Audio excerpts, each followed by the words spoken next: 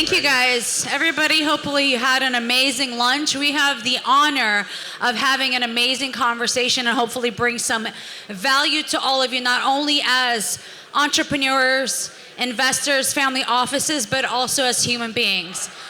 I have the pleasure of introducing you guys to Tony, a good friend, investor, but also a human being that has overcome so much in life, and I think that everybody's going to be fascinated with his story.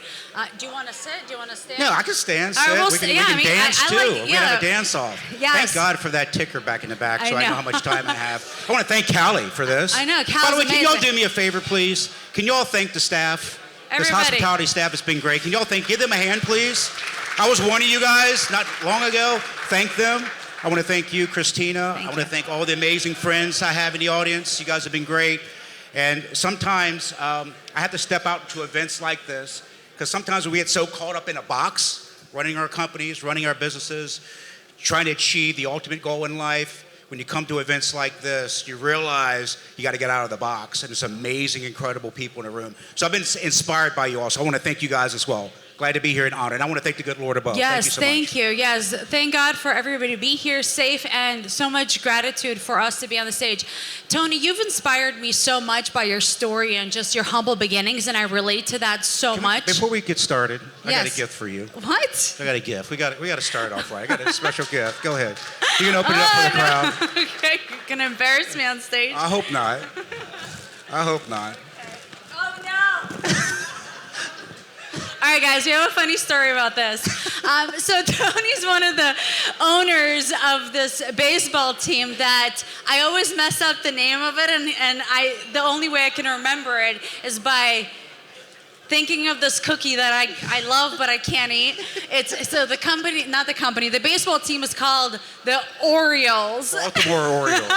So I think of Oreos when I say it because I've scrambled my tongue trying to say it. I'm not originally from this country, so sometimes I mess up words, so don't mind me. But thank you. Let's I go and get appreciate started. that. I'll give it to my kids. There you go. Let's go and get started. We got 7 minutes. Yes, let's go. So tell us about your humble beginnings. I come from humble beginnings, and I relate to that story of yours, of starvation, overcoming a lot. Tell us a little bit about that. And, I grew up in Western Maryland, Brunswick, Maryland. It was a railroad town, a town where all you did is work on the railroad, go to the military. And I wanted a different option in my life. Grew up with a single parent. It was very, very tough times.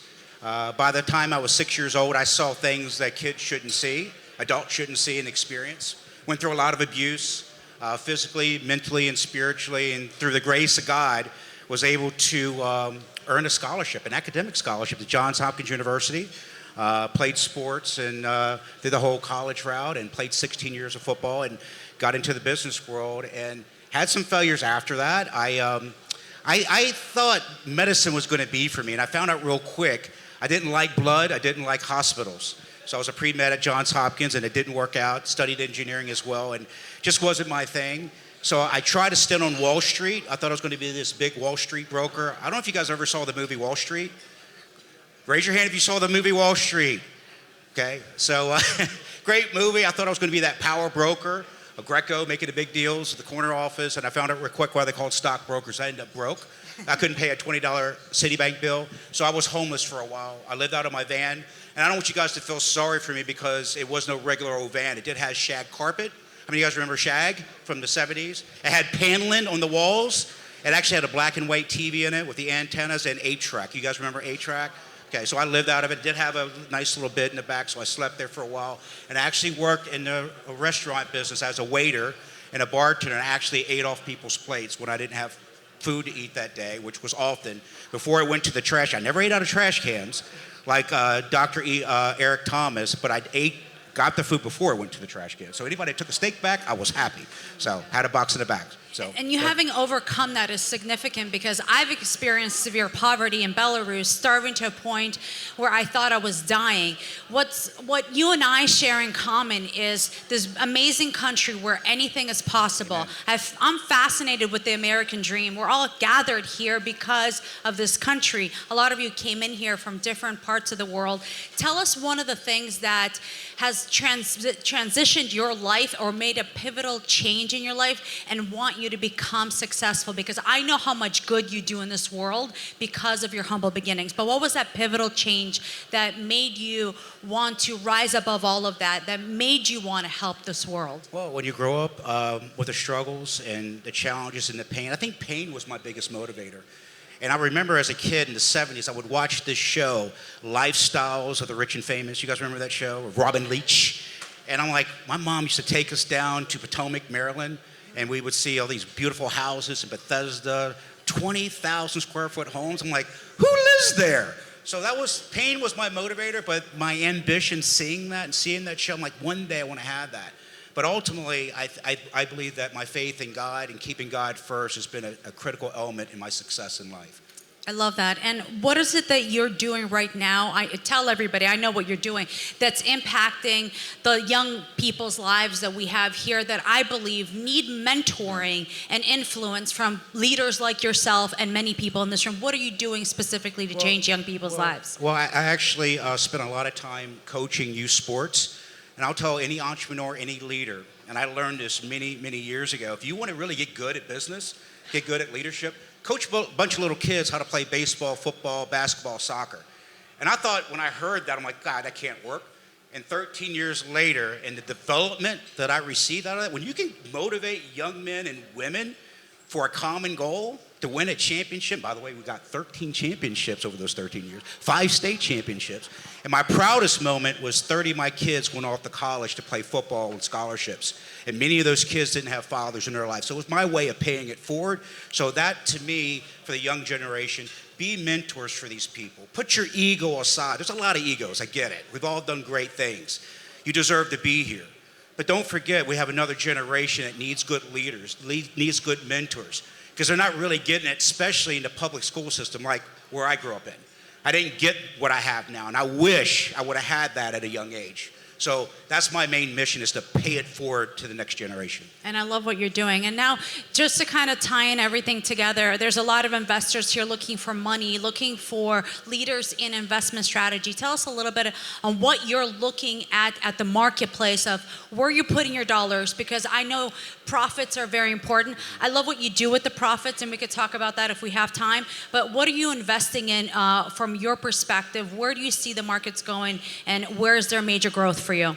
Well, as you know already, I have 8 companies. I have one that's about to go public that I'm so honored to be a part of. I exited 2 companies to a company called Integrity.com, so I'm managing partner there. And with those resources, something I've always dreamed about going back to my early days in business, I kept wondering, what are these people doing that are making this money? And I realized years ago I had to be on the equity side of the business. I mean, you guys know that side, because when I first started exploring and trying to get an understanding of that world, I can remember some guy said, what's your EBITDA, by the way? What's your EBITDA, he kept saying. Everybody here knows what an EBITDA is, right? Raise your hand if you know what an EBITDA. I didn't know what an EBITDA was. I thought it was some girl's name in Baltimore. My jokes do get better. So I didn't. So I realized I was behind the 8 ball there. Even though I could run companies, I built multiple billion-dollar distribution companies on the insurance side, I realized there was a lot I needed to know on the equity side. So what I'm investing in real quick, I'm in AI, but not AI that you guys see on the news, because I forgot who said it, it's overhyped. I'm in regulatory AI, so I do AI for hospitals, I do AI for insurance companies, I do AI for senior living facilities. Our companies have what's called High Trust R2 certification. So it's 2 years to get that type of certification. I wanted to be more in specialized AI. Another thing I'm involved in is data centers. The Integrity.com company, we actually own almost 1 trillion data points. So that's a big investment for us. And also energy. And to power all these call centers, we need a tremendous amount of energy. And windmills and solar panels, are not going to do it.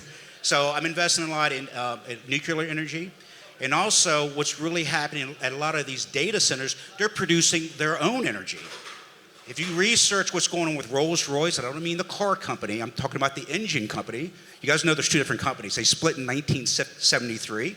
And they're actually, these data centers couldn't wait for the grid to get ready. In many cases, it's going to be 2 to 3 years in certain jurisdictions before it's ready. So they're creating their own energy.